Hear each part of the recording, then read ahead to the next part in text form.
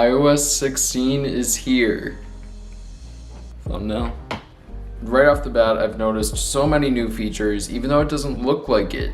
iOS 16, I would say, is the software update that looks the most similar to its previous software. iOS 16 looks so similar to iOS 15, excluding the lock screen. So you've got a really different lock screen, and when you tap and hold, you have access to what they call collections. And you have 3 little areas that you can customize. To show you how all of this works, we're gonna make a new one. So I'm just gonna tap add new. So I just swiped to get to add new.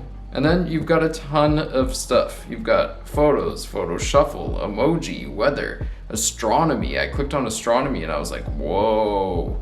I feel like this would just waste your battery beyond, you know? Also, I kind of want to be like a minimalist, so I'm gonna go with this emoji that's really cluttered. No, I'm just kidding. So you have suggested photos, and this highlights a feature that Apple brought to iOS 16. It can highlight your face or the object in the photo, and you're gonna be able to lift that from the photo. So right now they're using that technology to make this lock screen. It almost looks like the cover of a magazine because you're in front of the clock. So as you scroll down, you get into weather and astronomy, emoji, collections, but let's just click one. So this is the one that I used. If you tap on the clock, you can change the font color, you can change the font. I kind of am partial to the first font. So then you can tap on the date and you can swap that for a widget if you want. I'm not gonna do that. I think the date and the time are really important on the lock screen, so I'm gonna leave that there. And you can add widgets. You've got the moon, you've got the air quality index, you've got the UV index, you've got your calendar, your alarm. Ooh, that would be really tough. I wouldn't want to be reminded that I have to wake up at like 5 a.m. And you can tap and drag, but you cannot drag it out. When I drag that out, it just disappears. So I thought that Apple would give you the full canvas of the lock screen, but unfortunately it does not. Or at least as far as I know, it does not. So if I wanted to add another, like say I wanted to add Apple News, I don't think I can squish it in there. You must remove a widget to add today. So that's good to know.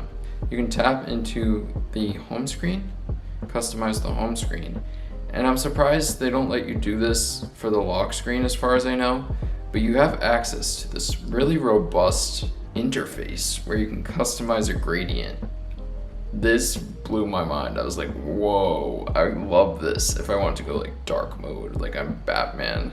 Another thing that I realized that I really love in this update is haptic feedback on the keyboard. Android has had this feature for a long time, but Apple has finally done their own iteration of it. It's under sounds and haptics, and then keyboard feedback. And you can turn on the sound and you can turn on the haptic. What the haptic does is when you're typing something, it has a subtle vibration. It's very natural. It feels like you're typing on a key. And it also kind of helps orient your fingers. Like I feel like I'm tapping on an actual key, so I'm able to type better. Next on my favorites for iOS 16, you've got this new feature where you can highlight things in the background and copy it over. So here we have my dog when we made him wear a raincoat. If I tap, look at that, and I can pick up his silhouette and I can copy that.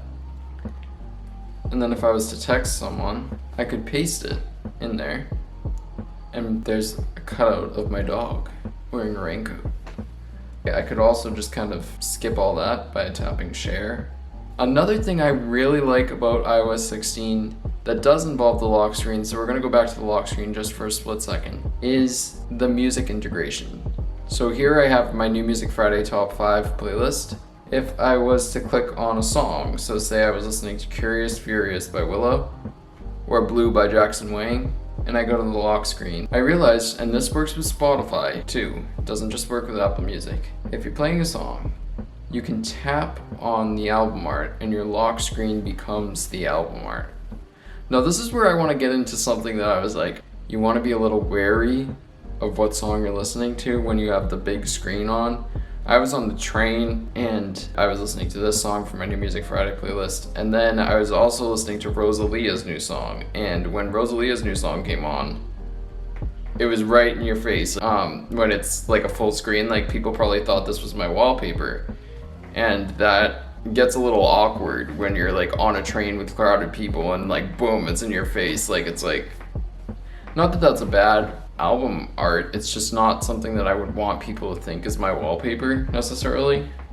So another feature that you can do is you can go in to your settings and you can go to your battery and you can turn on battery percentage. And what that does is it shows the percentage of battery in the top right, which was a feature that Apple used to have. I kind of don't see the need for my battery percentage at all times. It kind of stresses me out. I kind of just like it like this. And if I need to know, I can just pull down from the right. Another new feature involves AirPods.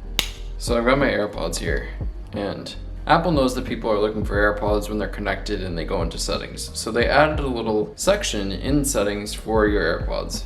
Now, something kind of cool, which I have not done, but we're gonna do right now, is personalized spatial audio. You can use your iPhone camera to personalize spatial audio for the shape of your ears. Take AirPods Pro out of your ears to continue. Okay. Position your face in the camera frame, then move your head in a circle to show all angles of your face. So it looks like Face ID. There's the front view. Right ear. Right side of your head with an unobstructed view of your ear. Then move your head slightly to the right and then capture the angles of your ear. What the heck? Alright.